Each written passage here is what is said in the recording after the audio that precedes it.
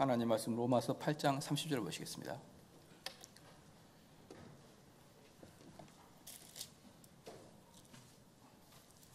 로마서 8장 30절입니다.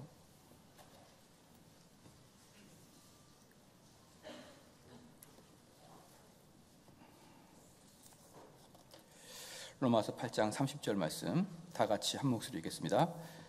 또 미리 정하신 그들을 또한 부르시고 부르신 그들을 또한 의롭다 하시고 의롭다 하신 그들을 또한 영화롭게 하셨느니라. 아멘. 웨스트민 신앙고백서 11장을 보시겠습니다.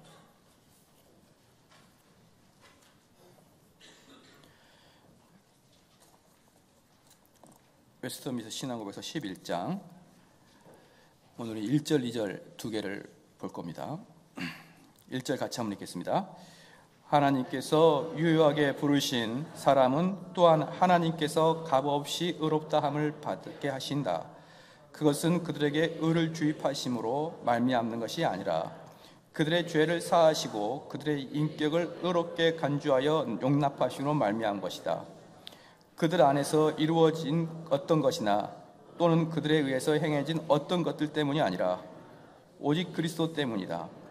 믿음 자체, 믿는 행위 또는 다른 어떤 복음적 순종을 그들의 의로 돌림으로 것이 아니라 그리스도의 순종과 만족을 그들에게 전가시킴으로 말미암는 것이다. 그들은 믿음으로 그리스도와 그의 의를 받아들이고 의존함으로 의롭다함을 받게 된다. 그 믿음은 그를 스스로에게서 나오는 것이 아니라 하나님의 선물이다. 2절 봅니다. 이처럼 그리스도의 그의 의를 영접하고 의지하는 믿음은 칭의의 유일한 방편입니다.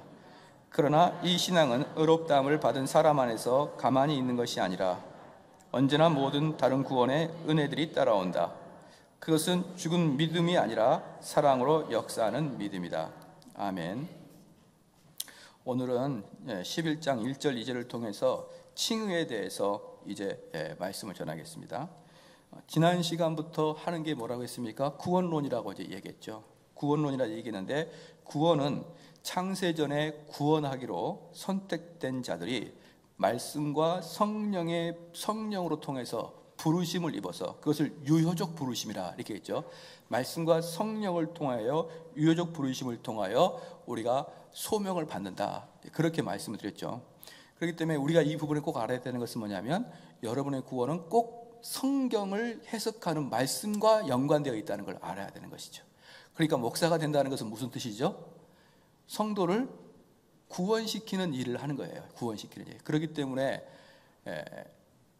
그 어떤 사역보다도 설교 사역은 중요한 것이죠. 이 설교는 여러분을 구원을 시키고 안 시키고가 결정이 되는 거니까. 그래서 뭐라고 했습니까? 누굽니까?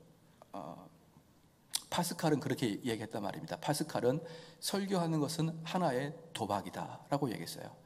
설교하는 것은 하나의 도박이다. 왜냐하면 이것은 너무나 중대해서 설교자가 설교할 때 성령이 그곳에 앉아서 내가 말하고 있는 것을 설교자가 잘 이야기하는지를 경청하고 듣고 있다라고 표현한 것이죠. 그렇기 때문에 그 설교를 잘못 전하면 설교를 말하지 아니할 때는 받지 않아야 될 벌을 받게 된다는 것이죠. 그러니까 설교자에게 주어지는 중차대한 일은 차라리 설교를 안 했을 때는 벌을 받지 않지만 설교를 하면서 잘못 설교를 전달했을 때 진리를 왜곡했을 때는 그에 대한 합당한 벌을 주겠다라고 말하는 게 파스칼이 이야기했던 설교자에 대한 이야기인 것이죠. 그렇기 때문에 우리는 목회자가 된다는 것은 뭐냐 그러면 대충 대학 떨어져서 신학교 가서 목회자가 되는 게 아니고요. 우리 여기 삼송제일교회 있는 모든 성도들을 예수 그리스도께 끌고 가는 어마어마한 직분이 바로 목회자인 것이죠. 그렇기 때문에 여러분들은 이 목회자가 되길 사모하기도 하셔야 되고요. 누구나 내가 목회자가 되고 싶은데 도저히 내가 성도를 그리스도한테 끌고 갈 수 있는 교리적이고 영적인 지식이 없다. 그래서 내가 참 하기 힘들다. 라는 게 되는데 많은 중고등학생들은 목사님 될래 그러면 목사님 이런 식의 아주 하찮게 여기는 경우가 너무나 많아요. 물론 이해는 합니다만 그렇게 하찮을 만한 존재가 목회자가 아니에요. 목사님은 여기 있는 모든 성도들을 그리스도한테 끌고 가는 자란 말입니다. 이렇게 중차대한 일을 너도 나도 앞다투어 목회자가 되고 싶지 않겠습니까? 어떤 일이 이 목회자보다 중요한 일이 어디 있습니까? 그런데 보편적인 한국교회 보면은 아유 뭐 그냥 교회에 좀 열심인 사람, 뭐 사회 나가서 특별히 지식이 없는 사람, 이런 사람이 대충 신학교 가서 목회하는 거지, 이런 지식을 갖고 있기 때문에, 이 정도의 목회자를 바라보는 시각을 갖고 있기 때문에 그런 목회자에게서 어떤 교리의 진리가 나올까요? 안 나오죠. 그런 목회자에게서는. 그런 목회자에게서 어떻게 여러분을 정말 하나님께 끌고 가는 그런, 우리의 육체의 의사도 얼마나 똑똑한 사람이 의사가 되고 그들이 얼마나 오랫동안 필드에서 실험을 한 다음에 의사가 됩니까? 그런데 의사보다 더 중요한 영적으로 우리를 구원시키는 이 목회자의 직분을 얼마나 더 공부해야 될까요? 그런데 공부를 못한 자들이 목회자가 된단 말이에요. 공부를 못한 자들이. 공부를 잘한 자가 목회자가 돼도 그걸 끌고 갈까 못 간데, 공부를 못한 자들이 목회자가 되면 그야말로 인간적인 이야기하고 말게 됩니다. 거기 안에서 진리가 선포되지 아니하니까 교회에서는 진리의 구원의 도가 막혀버리는 것이죠. 그러므로 사랑하는 성도 여러분, 제가 이렇게 보고 똑똑하고 신앙이 좋은 사람에게 목회자 한번 돼볼래? 그렇게 이야기할 때 아멘으로 받아들이고 빨리빨리 하시길 바랍니다. 그 사람에게는 정말 축복의 길을 제시해 주는 거니까 아무나 그렇게 할 생각이 이런 빰푸너치도 없는 거예요. 아무나, 그가 아무리 똑똑해도 신앙에 게으르거나 신앙에 열심히 있어도 머리가 미련한 자들은 탈락입니다. 탈락. 그것 또한 말을 선명하게 전해서 사람들이 그 말귀를 알아듣지 못하도록 그렇게 말이 어버버한 사람도 탈락인 것이에요. 청교도들은 목회자가 되기 위한 몇 가지 조건이 있는데 그 중에 말을 조리 있게 못한 자는 목회자가 하지 마라, 이렇게 얘기합니다. 왜? 수많은 사람들을 타락시키고 수많은 사람들을 진리로부터 벗어나게 하기 때문에 그러는 것입니다. 사랑하는 성도 여러분, 그런 걸 제가 자세히 보고 이렇게 목회자 한번 해봐라 이렇게 이야기할 거예요. 그런데 아직 많이 발견되지는 않네요.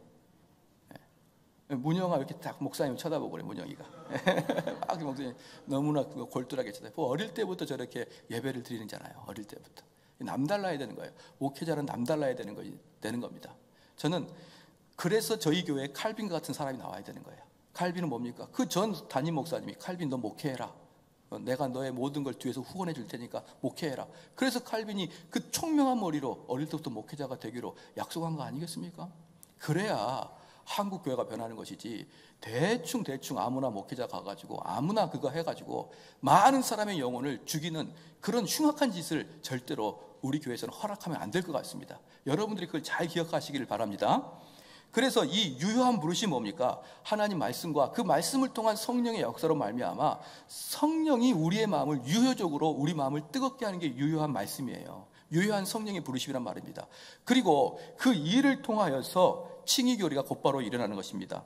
의롭다함을 받게 되는 것이죠. 그래서 우리가 구원론을 이야기할 때 처음에 유효한 소명, 하나님의 불가항력적인 소명이 이루어진 다음에 그 다음에 우리에게 나타나는 것이 칭의교리인 것입니다. 이 칭의교리를 알기 위해서는 그러면 하나님이 말씀하고 있는 의는 무엇인가라는 것을 알아야 되는데, 의는 옳고 바름을 의라고 하는 거예요. 옳고 바름. 그런데 구약에서는 이 의를 하나님의 속성으로 두고 있습니다. 이 의를 하나님의 속성으로 두고 있는 것이죠. 그러니까 무슨 말씀이냐 그러면요, 인간은 이 하나님의 의에 도저히 도달할 수가 없다는 것입니다. 물론 저와 여러분에게 하나님의 형상을 심어줬기 때문에 어렴풋하게나마 정의로운 의가 있죠. 어떤 사람이 술 먹고 여자를 막 길에서 패고 있다 그러면, 때리고 있다 그러면 우리는 정의로움이 불현듯 일어나서 그 남자를 제압하려고 하지 않겠습니까? 어떤 사람이 연약한 자를 막 괴롭힌다 그러면 우리는 불일 듯 일어나서 그 강한 자를 제압하려고 하지 않겠느냐 이 말이에요. 이런 의로움은 우리 인간에겐 다 있는 것입니다. 왜? 하나님의 형상을 가지고 있기 때문에. 그러나 그것은 너무 흐리고 너무 수준과 기준이 낮기 때문에 참다운 의, 정의, 공의는 하나님의 속성으로 표현하는 것입니다. 그러므로 사랑하는 성도 여러분, 우리는 의로운 자가 아니죠. 그냥 의의 흔적이 있는 것이고 그 정의에 약간의 바람이 있을 뿐이지 우리는 정의롭지도 의롭지도 않은 것입니다. 그렇죠? 그래서 정직하고 바르는 것이 하나님의 의인데, 하나님께서는 처음에 우리에게 십계명을 통하여 우리에게 의를 주셨습니다. 이걸 먹으면 너는 죄고 먹지 않으면 공의다 라고 했고, 그것을 실패한 우리들에게 십계명을 대표하는 구약의 여러 가지 율법을 주시고 말미암아 이게 의다 라고 선포해 줬어요. 그럼 여러분 물어보겠습니다. 우리는 타락을 했죠. 그런데 하나님께서는 초창기부터, 아담에서 오기부터 엄청난 수준의 의를 이루라고 이렇게 줬습니다. 엄청난 수준의 의. 심지어 우리 예수님께서는 마음에 품는 것도 죄라고 엄청나게 높은 의의 수준을 높였습니다. 그러면 물어볼게요. 하나님이 아담에게 의의 기준을 하라고 줬는데 인간이 타락하게 됨으로 말미암아 그 의를 우리는 더 이상 지킬 수가 없죠. 그러므로 하나님께서는 우리 인간에게 의의 기준을 낮췄을까요? 낮추지 않았을까요? 낮추지 않았습니다. 만약에 하나님께서 의의 기준을 낮췄다 그러면요, 하나님은 신실하지 못한 하나님이세요. 또는 하나님은 전지하지 못한 하나님이시죠. 이렇게 원래 의의 기준을 높여놨는데 사람들이 의의 기준을 실천하지 못하니까 내가 좀 낮춰야겠다, 이렇게 낮추게 되면 하나님의 속성이 여러 가지가 망가지기 때문에요. 하나님은 그 의의 기준을 태초부터 지금까지 하나도 낮추지 않고 그대로 유지하고 계십니다. 그런데 문제는 뭐냐면 우리는 도무지 그 의의를 실천해 나갈 수가 없다는 것입니다. 그래서 시편 15편을 한번 펴볼까요? 오늘 본문 말씀을 그대로 주시고 시편 15편을 한번 봅시다.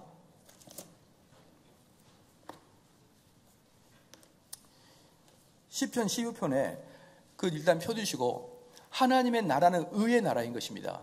하나님께서는 의로운 자이기 때문에 의의 나라에서 의로 다스리기 때문에요, 불의한 자는 그 하나님 나라에 들어올 수 없는 거예요. 왜? 의로운 장소고 의로 다스리기 때문에 불의한 자는 들어갈 수가 없는 것입니다. 시편 15편 말씀에 여호와여 주의 장막에 유할 자 누구오며 주의 성산에 거할 자 누구오니까, 이렇게 묻고 나서 첫 번째 모습을 뭐라고 합니까? 정직하게 행하며 공의를 일삼으며 그 마음에 진실을 말하며 그 혀로 참소치 아니하고 그 벗에게 행악하지 아니하며 그 이웃을 해방치 아니하며. 무엇입니까? 공의를 행하는 자를 말하는 것이에요.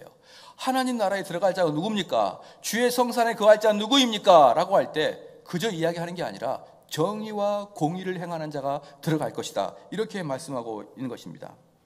그런데 문제는 뭐냐면 우리는 공의와 정의를 이뤄낼 수가 없다, 이 말이에요. 이뤄낼 수가 없다.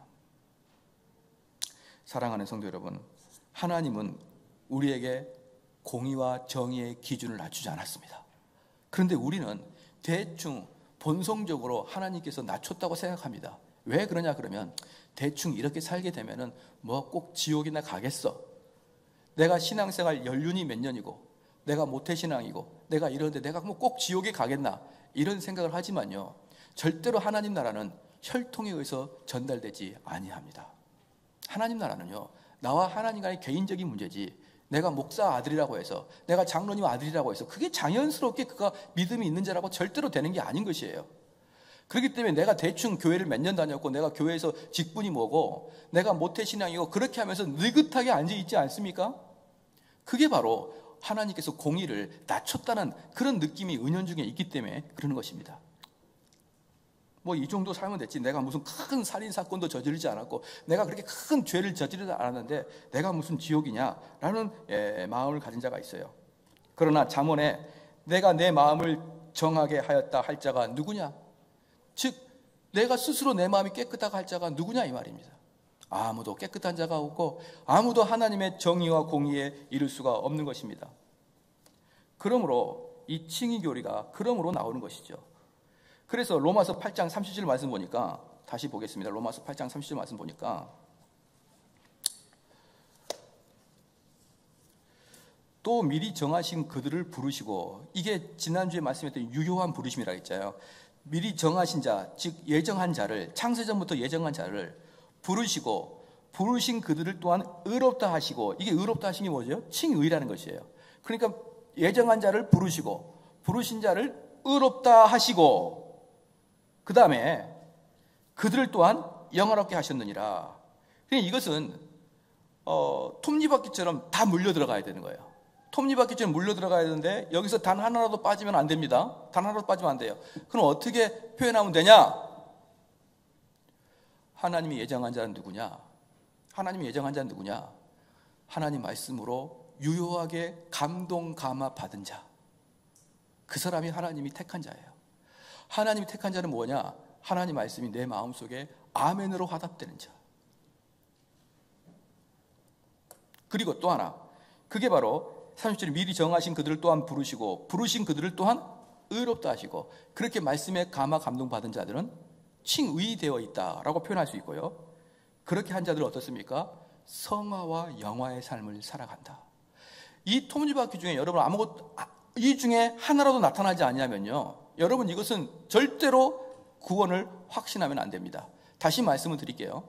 선택된 예정에 대한 믿음이 있는 자, 예정론을 믿는 자, 하나님께서 이미 만세 전에 사람을 선택한 것을 믿어지는 자.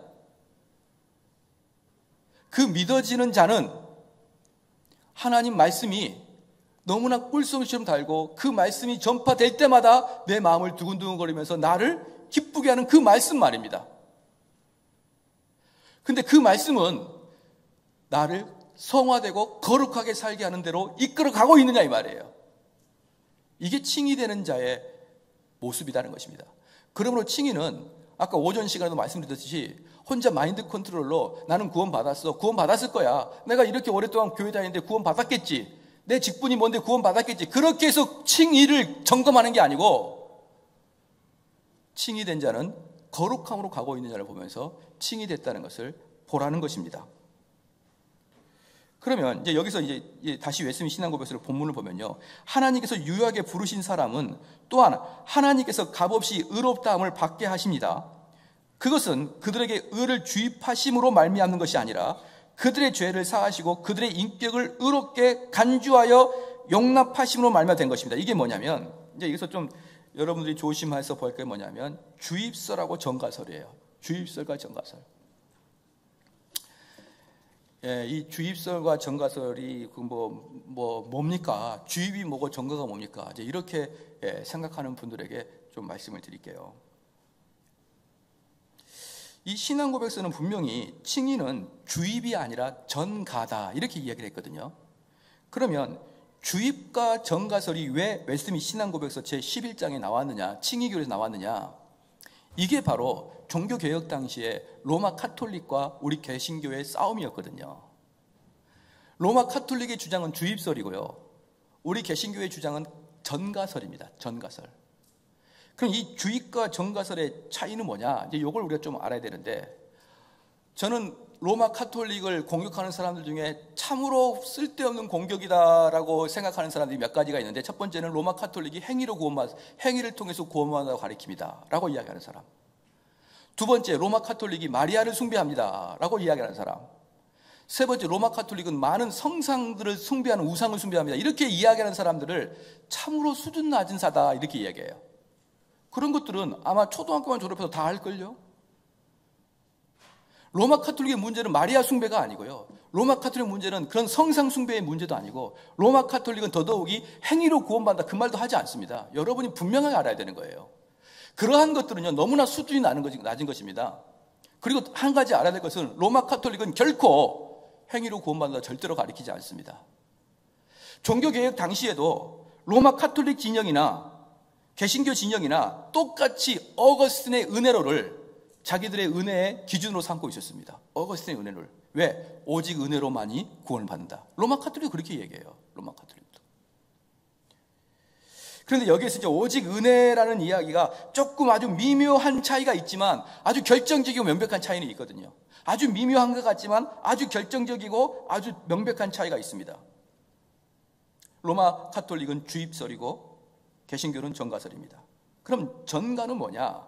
전가는 쉽게 이야기하면 계좌이체 된 것이죠. 계좌이체. 나에게 그냥 전달되는 거예요. 오는 거. 받았다. 주입설은 뭐냐? 주사기로 내 마음밭에 쭉 넣어줬다. 쑥 넣어줬다. 그래서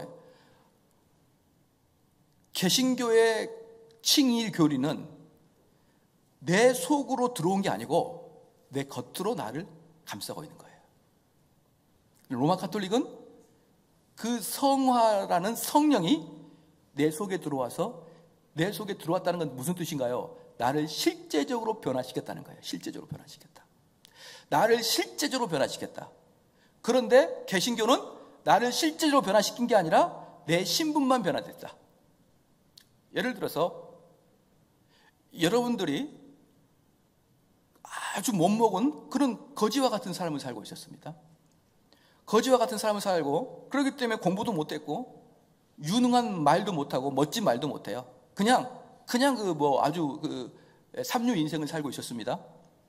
그런데 왕이 된 거예요. 왕자가 된 겁니다. 갑자기 하루아침 왕자가 된 거예요. 그러면 뭡니까? 옷은 왕자지만 몸은 삼류 인생이죠. 그게 개신교예요. 그게. 여러분들이 그리스도의 의를 전가받은 것은 여러분의 속 내면이 실제로 변화가 안 됐다 이 말입니다. 그냥 변화된 걸로 쳐줄게 이거예요. 이게 개신교입니다. 여기에 비해 카톨릭은 하나님의 은혜가 내리면 정가도 있지만 너 속에 성령이 주입이 되어서 네가 실제로 변화되는 것이다 라고 얘기합니다. 여러분, 카톨릭이 더 좋습니까? 개신교가 더 좋습니까?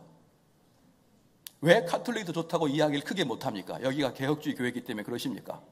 아무리 들어봐도 카톨릭이 더 좋죠. 그러니까 카톨릭에 대해서 못 나오는 거예요. 그리스도의 의가, 우리 개신교는 전가, 계자이체, 인간 정대원의 본성은 나쁜 상태 그대로, 아주 못돼 먹은 상태 그대로. 그런데 우리 하나님께서는 너가 의롭다고 해줄게 이거예요. 의롭다고 해줄게. 너 정말 별볼 일 없지만 내가 너에게 양복을 입힘으로 말미암아서 멋진 신사처럼 해줄게. 근데 양복을 입어놔서 멋진데 이야기를 해보면은 여기 앉으시오 이러면서 사투리를 쓰는 순간 아우 얘 촌놈이었잖아 이렇게 느껴지도록, 겉은 말짱하고 신사 같은데 이야기해보면은 제가 언제 사투리 썼슈 이러면서, 이런 사람, 그래서 속은 변하지 않지만 겉은 신사처럼 변하게 해줄게가 개혁신학입니다. 근데 여기에 비해서 카톨릭은 여러분 속 내면부터 변화가 되는 거예요. 속 내면부터. 그러면 이제 어떻게 되느냐? 천주교는 구원이 주입된 은혜이기 때문에 내가 정가된 은혜 플러스 주입된 은혜가 플러스가 돼야 구원이 얻는다 이렇게 얘기합니다. 그럼 정가된 은혜를 받기 위해서는 믿음이 필요하고, 주입된 은혜를 받았다고 할 수 있는 것은 실제적인 나의 삶의 변화가 있어야 주입된다고 하는 거예요. 그러니까 여러분 보십시다. 내 안에 병균이 들어오죠. 병균이 들어오면 나는 어때요? 내가 변화가 되지 않습니까? 내 삶이 변화가 되잖아요. 그렇기 때문에 내 삶의 실제적인 변화와 그리고 하나님께서 주신 은혜로 말미암는 구원의 은혜 두 개가 섞여야 구원을 받는다는 거예요.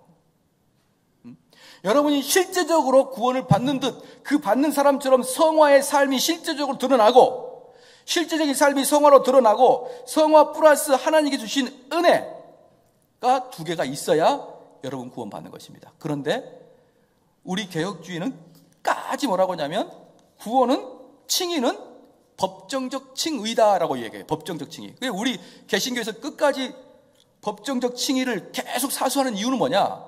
법정적 칭의, 이런 얘기 많이 들어봤죠? 법정적 칭의는 다른 말로 실제적 칭의가 아니라는 거예요. 법정적 칭의는 그렇게 봐줄 게입니다. 예를 들어서 여러분께서 죄를 지었습니다.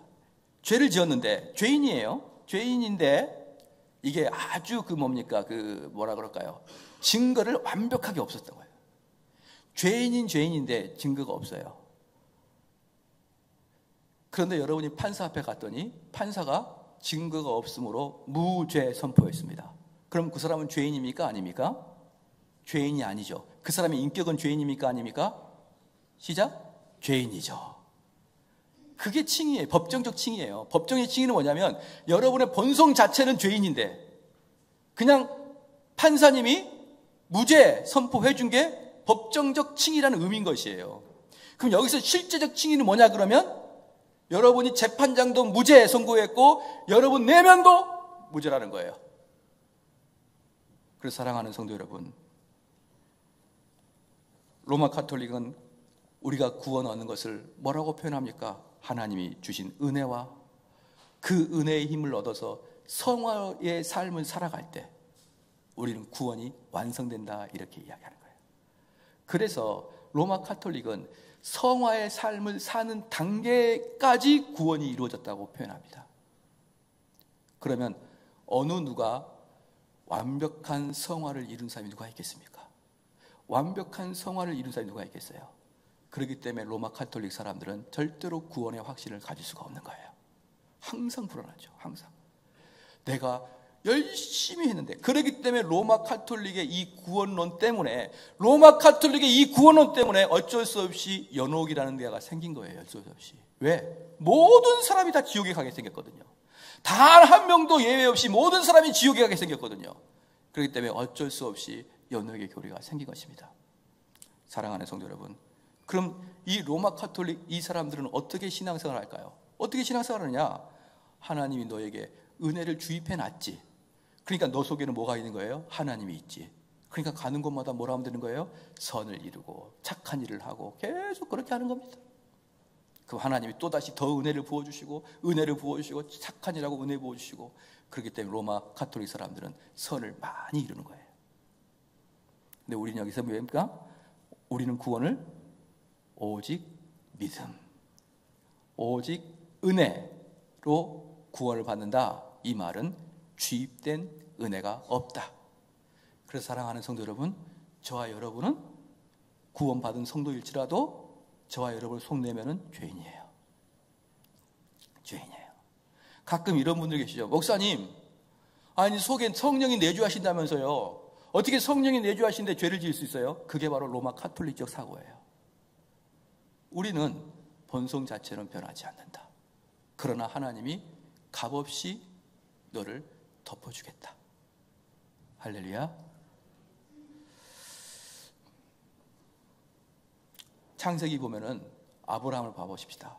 아브라함이 믿음의 사람인데, 아브라함이 자기 아내를 팔아버립니다. 애굽에 내려갔을 때. 애굽에 내려갔을 때 자기 아내를 판대. 근데 나중에 아브라함이 그랄 지방에 가서 또 팔아요. 자, 아브라함이 인성이 변했습니까? 안 변했습니까? 안 변했어요. 하나님께 은혜를 받고 하나님께 믿음의 사람이라고 이미 인정받았는데, 그 아브라함의 그 두려워하는 마음, 아브라함의 자기만 살고자 하는 그 아주 못된 그 아주 비겁한 마음은 여전히 그 인격이 변하지 않고 있었던 것이에요. 그래서 우리는 신앙생활 하면서, 야, 너는 신앙생활 그렇게 오래 했는데도 그렇게 안 변하니? 라고 말할 수 있지만 사실은 우리 속의 본성 자체는 변하지 않습니다. 믿으십니까? 왜 동의가 별로 없어요? 믿으세요? 그렇기 때문에 여러분은 설교를 어떻게 들어야 됩니까? 그렇기 때문에 우리 성도들 설교를 어떻게 들어야 돼요? 매주마다 더럽고 추한 본성이 불뚝불뚝 솟아나니까 매주마다 망치로 두들겨 맞아야 되는 거예요. 그래서 우리 성도들은 계속 말씀으로 두들겨 맞아야 그 말씀이 내 마음을 찌르고 내 마음에 그냥 한숨만 나오도록 그 말씀이 나를 찔러대야 그 죄성이 겨우 절제가 되는 것입니다. 근데 카톨릭은 어떻게 할까요? 그 말씀으로 사람을 찌르는 게 아니라 어떻게 해요? 더욱더 붙들죠. 야, 할 수 있잖아. 우리는 할 수 있어. 할 수 있어. 저는 얼마 전에 어떤 인터넷 사이트를 보면서 깜짝 놀란 게 있었는데, 어떤 대학교 교훈이 할 수 있다 하면 된다. 기독교 관련된 학교인데 교훈이 할 수 있다 하면 된다. 이게 카톨릭 아니겠습니까? 사람을 붙들고 너 할 수 있어. 너 안에 성령 계셔. 너 할 수 있다니까? 이렇게 하면서 우리를 붙들어서 선한 일을 하게 하고 전도하게 하고 부흥하게 하고, 그게 바로 카톨릭적 관점이에요. 근데 개신교의 관점은 뭡니까? 여러분을 말씀으로 들교패서 하고자 하는 걸 못하게 하는 것입니다. 왜? 우리는 주로 하고자 하는 게 죄니까. 좀 구별이 되십니까, 여러분? 그러면 한번 볼게요. 그럼 보겠습니다. 이것 때문에 종교개혁이 일어난 거예요. 이것 때문에 종교개혁이 일어난 것입니다. 물론 여러 신부들과 사제들의 도덕적 윤리적 타락이 있었죠. 그것 때문에 수백 년 동안 유럽에서는 이거 새로운 종교가 나타나야 된다는 그런 열망은 있었습니다. 그러나 실제적인 종교개혁은요, 이 바로 구원론, 즉 주입된 은혜냐 정가된 은혜냐의 싸움이 종교개혁이었습니다. 믿으십니까? 바로 이것 때문에 종교개혁이 일어났는데 지금 뭐라 그러냐 그러면 이제는 로마 카톨릭과는 그만 싸워도 되지 않느냐 이렇게 이야기하는 거예요. 사랑하는 성도 여러분, 로마 카톨릭이 지금 주입된 정가 교리, 주입된 의회 교리, 정가된 의회 교리를 통하여 구원을 이룬다는 걸 포기하고 오직 은혜로 말미암아 구원 받는다 그러면 얼마든지 손을 잡죠. 근데 카톨릭은 지금도 여전히 이 구원론을 가지고 있단 말입니다. 근데 무슨 카톨릭과 화합을 하고 무슨 카톨릭과 손을 잡습니까? 좀 제발 성경을 알고 제발 교리를 알고 이야기를 했으면 좋겠어요. 이제 카톨릭도 이미 얼마든지 개신교에 비해서, 카톨릭이 얼마든지 그 개혁주의에 비해서 도덕적으로 착하고 이미 선한 일을 하고 있지 않느냐. 이제 그들과 그만 싸워도 되지 않느냐. 사랑하는 성도 여러분, 도덕적인 타락 때문에 종교개혁이 일어난 게 아니라니까요. 종교개혁은 이 구원론의 문제로 나타난 거예요. 그러면 지금도 여전히 카톨릭이 이것을 고수하고 있으면 루터가 뭐라고 했습니까? 존 칼빈이 뭐라고 했습니까? 교황을 적그리스도요, 마귀의 꽃이라고 했었어요.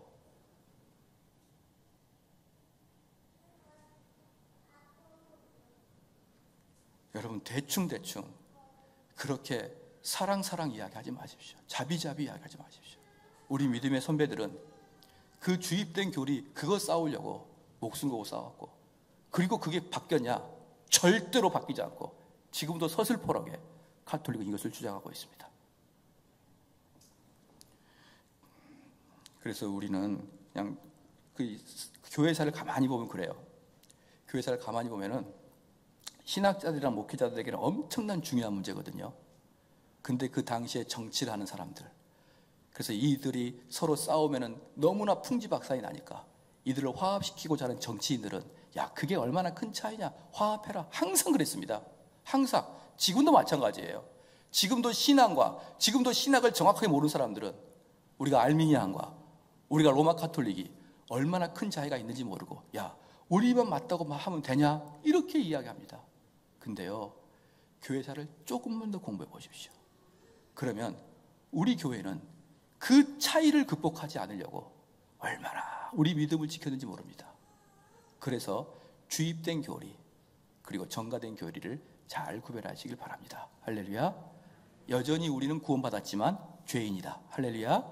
이제 우리는 신분이 변해서 그 신분이 변했다는 것은 왕의 옷을 입었다, 그 뜻이에요. 의의 정가를 받았다, 그 뜻이지 내 속에 있는 속이 완전히 뒤바뀌었다, 그 뜻은 아닙니다. 그 다음에 좀 더 읽겠습니다. 자, 그게 바로 1절, 그것은 두 번째 줄입니다. 그것은 그들에게 의를 주입하심으로 말미암은 것이 아니라 그들의 죄를 사하시고 그들의 인격을 의롭게 간주하여 용납하심으로 말미암는 것이다.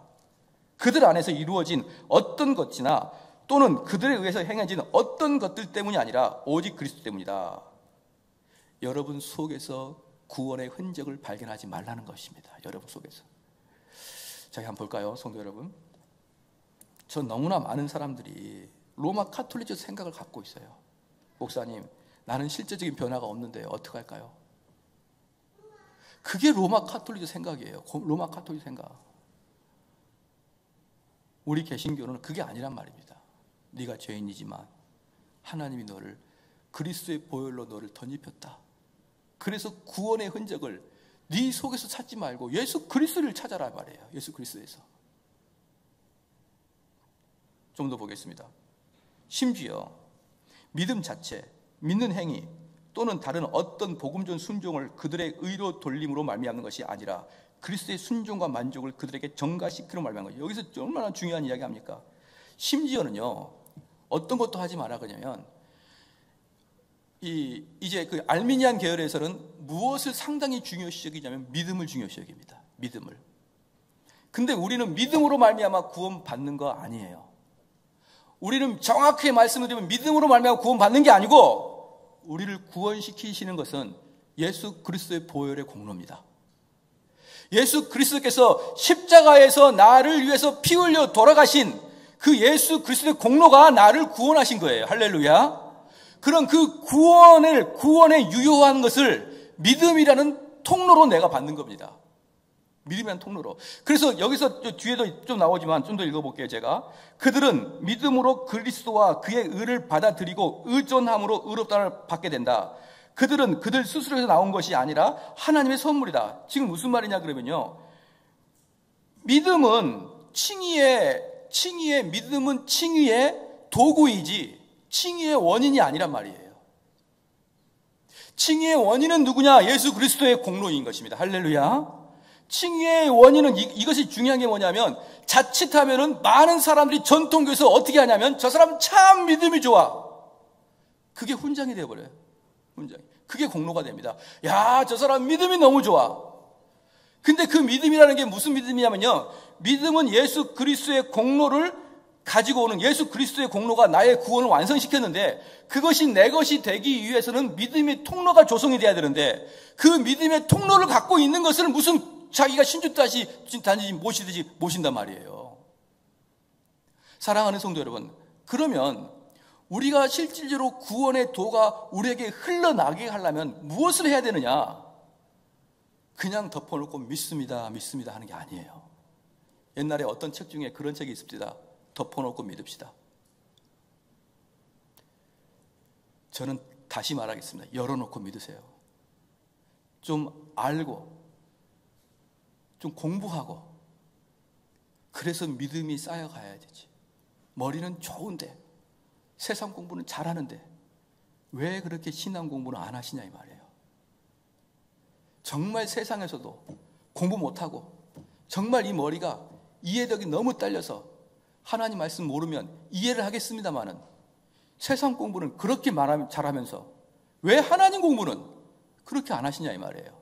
왜 그렇습니까? 구원은 믿음으로 받는 게 아니라니까요. 구원은 우리 예수 그리스도의 공로로 받아요. 그럼 여러분이 해야 될 게 뭡니까? 그 예수님에 대한 공부를 해야 되죠. 그 예수님이 무슨 공로가 있는지, 예수님의 십자가의 의미가 무엇인지, 예수님의 보혈이 무엇인지 이것을 계속 알 때 여러분 거기서 믿음이 생길 것이고, 그 믿음을 통해서 그 보혈의 공로가 나한테 다 들어오는 것입니다. 할렐루야. 이게 지금 그겁니다. 그래서 믿음 그 자체가 공이 안 합니다. 믿음 그 자체가 공로가 아니에요. 그래서 여러분들이 아주 명확하게 이야기하면 우리는 믿음으로 구원받는 게 아니고 무엇이죠? 우리는 예수 그리스도의 보혈의 공로로 구원받고, 그 보혈의 공로를 나에게 전가시켜주는 게 믿음이다 라고 여러분이 아셔야 되는 것입니다. 어떤 사람은 막 덮어놓고 믿어요. 어떻게 믿느냐면 얼마나 믿음이 좋은지 자기의 구원을 한 번도 의심을 안 했다는 거예요. 한 번도. 나는 지금까지 내가 구원받고는 구원을 한 번도 의심을 안 했습니다. 사랑하는 성도 여러분, 사랑하는 성도 여러분, 우리 개혁주의의 믿음의 구원론이 뭡니까? 전과 교리죠. 전과 교리 아닙니까? 지금 무슨 말이에요? 내 속에 주입된 게 아니란 말이에요. 그렇기 때문에 때때로 내 속에 주입되지 않았으니까 내가 지금 정갑 받은 거 맞나? 의심 한번 해봐야 되는 거 아닙니까? 왜? 정갑 주입되어 버렸으면 완전히 내 거니까 내가 있는지 없는지 잘 알죠? 근데 개혁주의는 정가잖아요. 그렇기 때문에 내가 옷을 입어야 되는데 내가 지금 합당한 옷을 입고 있나? 의심해봐야죠. 의심해봐야죠.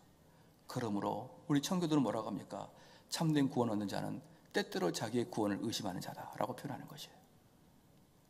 근데 이 사람은 믿음이 좋아요. 나는 처음에 중학교 때 주님 영접하고 난 70대까지 몇십 년 동안 있어도 나는 한 번도 의심 안 했습니다. 그런 사람은 믿음을 믿는 것입니다. 자기 신뢰를 믿는 것이고 자기 의지를 믿는 것이에요. 그 다음에 2번입니다. 2절. 이처럼 그리스도와 그의 의를 영접하고 의지하는 믿음은 칭의의 유일한 방편이에요. 뭡니까? 믿음은 유일한 방편이다. 다른 말로 뭡니까? 도구다, 도구. 믿음 자체가 우리를 구원시키는 게 아니고 믿음은 도구이다, 방편이다. 그러나 이 신앙은 의롭다함을 받은 사람 안에서 가만히 있는 것이 아니라 언제나 모든 다른 구원의 은혜를 따라온다. 이게 무슨 말이냐 그러면요, 그런데 이제 여기서 중요한 게 뭐냐면 로마 카톨릭이 왜 그렇게 끝없이 주입된 정가를 이야기하느냐, 주입된 은혜를 이야기하느냐, 왜 그러냐 그러면요, 로마 카톨릭 사람이 제일 걱정이 뭐냐면 너희들 속에 실제적인 변화가 일어나지 않아도, 너희들 속에 실제적인 DNA의 변화가 일어나지 않아도 주님으로부터 정가되면 구원받았다 그러면 사람들이 나태해진다는 거예요. 나태해진다. 이미 구원받았다 그러는데 나태해진다. 그럴 때 개혁주의자들은 이렇게 하겠습니다. 그러지 않다. 정가된 그 의는 그 습성상 우리를 가만 놔두지 않는다. 정가된 그 의는 그 특성상 우리를 의의 열매를 맺게 하도록 우리를 다그친다. 그것도 어떻게? 기쁨으로 말미암아. 아마 이렇게 보면 좀 될 것 같습니다. 만약에 아무리 신사라 그래도요, 신사라 그래도 예비군 옷을 딱 입혀놓으면 아무데나 주저앉아서 아무데나 밥을 먹습니다. 그렇죠. 아마 예비군 다녀본 사람들은 알 거예요. 밖에 나갔을 때는 정말 신사예요. 그런데 군대 들어와서 예비군복을 딱 입으면 아무데나 앉고 심지어 아무데서나 소변도 봐요. 근데 그 사람이 또 예비군복을 빡 입고 받고 나가면 양복에 맞는 행동을 합니다. 그것처럼 우리 주님께서 의의 옷을 우리에게 입히시면 나도 모르게 그 의로운 삶을 살고자 하는 마음으로 싹트기 시작한다. 할렐루야. 그래서 종교개혁자는 이렇게 말하는 것이에요. 그가 의로운 옷을 입으면 절대로 거기서 끝나지 않는다. 그에게는 의의 열매가 맺어질 것이다. 그래서 그럼 너희가 정말 칭의가 궁금하냐? 너가 정말 의의 옷을 입고 있다는 게 궁금하냐? 그럼 너가 의의 열매를 맺고 있는지 살펴봐라. 그러나 의의 열매는 우리가 구원받음에 대한 인식이고 결과물이지, 의의 열매가 우리 구원의 기초가 되는 것은 아니다 라고 이야기하는 것입니다. 그게 지금 2절이에요. 2절 두 번째 줄 다시 한번 읽겠습니다. 그러나 이 신앙은 의롭다함을 받은 사람 안에서 가만히 있는 것이 아니라 언제나 모든 다른 구원의 은혜, 이 구원의 은혜가 뭡니까? 성화, 영화가 다 포함되어 있다는 것이에요. 그것을 하게 되어 있다. 그 다음에 마지막 줄에 그것은 죽은 믿음이 아니라 사랑으로 역사하는 믿음이다. 그런데 그렇게 성화를 할 때는 어떤 일이 발생하느냐? 너무너무 즐겁다는 거예요. 그 일이 너무너무 즐거워요. 우리가 주일학교 때를 한번 보십시다. 주일학교 때 보면요, 교회에서 수련을 하게 되면 얼마나 즐겁습니까? 그렇죠? 그 교회에서 이제 중고등부 수련을 한다. 그러면 저희 중고등부 때는 아주 유일하게 즐거운 날이었어요. 그때가. 그러면 그 수련회를 받는다는 것은 너무나 슬픈 일입니다. 너무나 슬픈 일이에요. 거기 가면 친구들과 놀기도 하고 밤에 잠도 자고 재밌잖아요. 그리고 또 색다르고 재밌는 말씀도 배우고 너무나 좋잖아요. 근데 지금은 재미가 없어요. 하나님 말씀 듣는 것도 재미도 없고 교회 생활도 재미도 없고 그저 그래요. 왜 그럴까요? 사랑의 믿음의 역사가 없어서 그러는 거예요. 믿음의 역사가. 여러분, 그리스도를 사랑한다고요? 어떻게 나타나겠습니까? 그리스도 사랑한다는 건 딱 두 가지로 나타납니다. 말씀 사랑, 교회 사랑이에요. 왜? 교회에서만 이런 걸 가르치잖아요. 어디 TV에서도 가르칩니까? 아니면 어디 학교에서 가르치나요? 교회에서만 가르치잖아요. 그렇기 때문에 그들은 말씀 사랑과 교회 사랑이 겸하여 납니다. 그래서 그들은 교회에서 있는 모든 일들을 관심을 갖고 참여하고자 하는 마음으로 불일 듯 일어나죠. 어떤 마음으로? 기쁘고 즐거운 마음으로. 여러분 스스로를 평가해 보십시오. 여러분의 사랑의 역사와 믿음이 진짜 기쁜지, 아니면 그냥 시간 때우기인지, 의무인지 여러분 살펴보시기 바랍니다. 우리가 마지막으로 이제 이 믿음이 얼만큼 우리에게 하나님이 우리를 아름답게 안내하냐 그러면요, 이 믿음이 결국은 어떤 믿음이죠? 유효한 부르심의 말씀에 대한 믿음이에요. 우리가 디모데후서 한번 봐볼까요? 디모데후서 4장으로 가봅시다. 디모데후서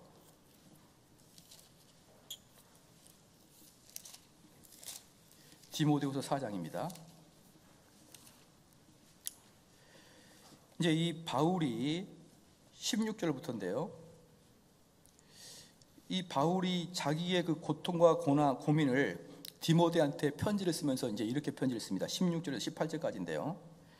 내가 처음 변명할 때와 때에 나와 함께한 자가 하나도 없고 다 나를 버렸으나 저희에게 허물을 돌리지 않기를 원하노라.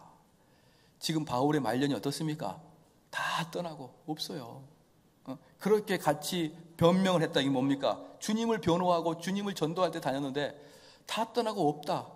이렇게 이야기하면서 바울이 16절에 17절에 주께서 내 곁에 서서 나를 강건케 하심은 나로 말미암아 전도의 말씀이 온전히 전파되어 이방인으로 듣게 하려 하심이니 내가 사자의 입에서 건지웠느니라. 이 바울이 전도를 하면서 사자의 입에 빠질 때도 있었단 말이에요. 그렇죠? 한마디로 순교할 때도 있었다. 순교가 직전에 있을 때도 있었다. 근데 18절에 주께서 나를 모든 악한 일에서 건져내시고 또 그의 천국으로 들어가도록 구원하시리니 그에게 영광이 세세무궁토록 있을지어다. 지금 바울은 무엇으로? 주님이 나와 함께 있다는 그 믿음으로 이 모든 걸 견딘 것입니다. 지금 주께서 나와 함께 하신다. 그 주님이 나와 말씀으로 함께 하신다. 그러니 나는 어디에 있든지 무슨 상황이든지 아무 관계없다.